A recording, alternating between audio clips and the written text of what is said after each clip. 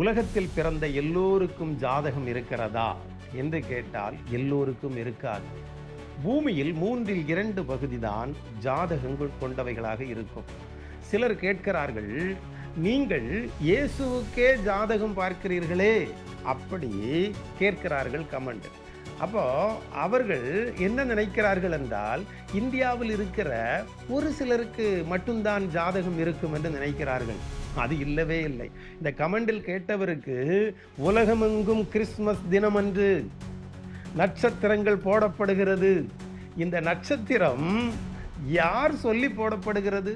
யூதேயா தேசத்தில் இருக்கிற கிறிஸ்தவர்களின் முறையா அல்லது அங்கே இருக்கிற யூதர்களின் முறையினால் போடப்படுகிறதா? இல்லை, இது இந்தியர்களின் முறையில் போடப்படுகிறது. எல்லா நட்சத்திரங்களை விடவும் அதிக சக்தி வாய்ந்ததும் மனுஷருக்கு தேவையானதுமான ஒருவர் பூமியில் பிறந்தார்.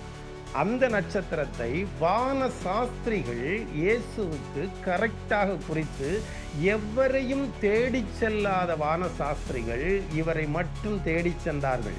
இவரை மட்டும் தேடி சென்று இவருடைய விவரங்களை ராஜ சபையிலே அறிவித்தார்கள்.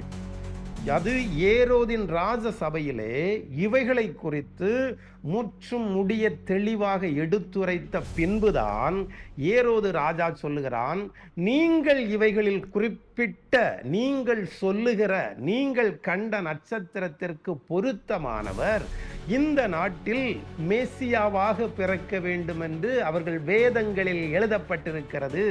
ஆகையால் ஒன்று சொல்லுகிறேன், அவர்களையே அழைத்து நான் உங்களுக்கு அந்த இடத்தை கேட்கிறேன் என்று சொல்லி வேதபாரகர்களையும் ஆசாரியர்களையும் ஜனத்தின் மூப்பர்களையும் இந்த ஏரோது ராஜா அழைத்து அவர்களிடத்தில் மெசியாவானவர் எங்கே பிறப்பார் என்று கேட்டான். அவர்கள் தங்களுக்குள் உள்ள ஆலோசனைகளை எல்லாம் சொல்லி முடிந்த பின்பு மீகா தீர்க்கதரிசியின் புஸ்தகத்தில் எழுதியிருக்கிற அந்த வாக்கியத்தை, யூதேயாவை ஆளுகிறதில் நீ சிறியவனாயிருக்கிற பெத்லகேமே, இந்த யூதேயாவை ஆளுகிறவர் உன்னிடத்திலிருந்து வருவார் என்கிற ஒரு வாக்கியத்தை அவர்களுக்கு காண்பித்தார்கள். ஆனால் அதையும் மீறி அவர்கள் அந்த இடத்திற்கு போகும்போது அவர்கள் கண்ட நட்சத்திரமே கடைசி வரை அவர்களை வழிநடத்திற்று.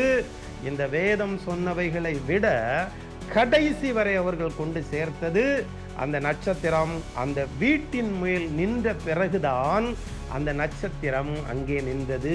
அது நின்றதை பார்த்து இந்த வீடுதான் என்பதை அவர்கள் கண்டுபிடித்தார்கள்.